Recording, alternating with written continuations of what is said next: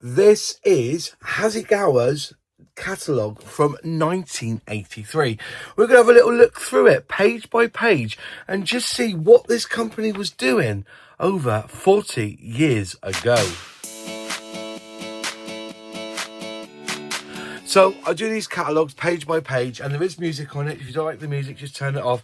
I film it in 4K, so if you want to watch it on a big screen, you're quite welcome to. If there's something that you've seen, just click pause and you should be able to blow it up on YouTube, by pinch and zoom, etc. But yeah, anyway, let's have a really good look at this catalogue.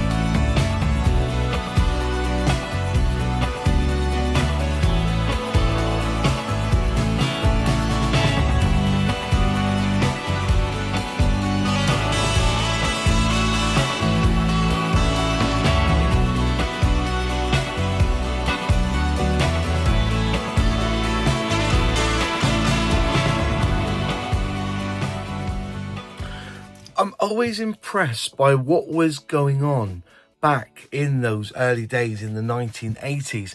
And the Hasegawa were no different to a lot of the manufacturers that was putting out quality models back then. You know, you're looking at the 1/8 scale model, which is the museum series. They were intricate, they were detailed, and they would push a modeler on.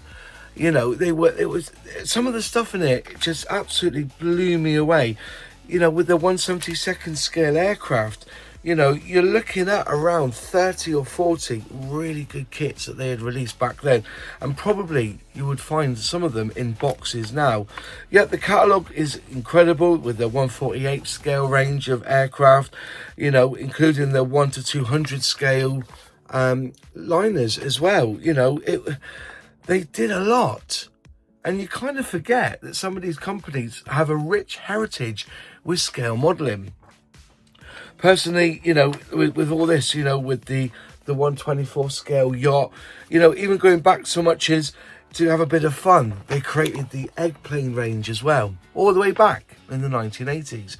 But what did you see in this catalogue that you might have built or were lauding after when you were looking through this catalogue from 1983? Please leave them in the comments box below, because I do reply, and it is fascinating to see.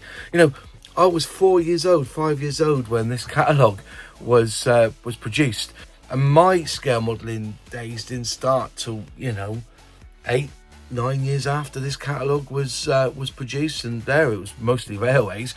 But yeah, it's interesting. Also, the fact was that, you know, Amarang. Do you remember Amarang? You know, the importers. But yeah, it's a fascinating catalogue, and it's still amazing to see what kits were being produced all the way back then. Anyways, let me know in the comments what your thoughts are.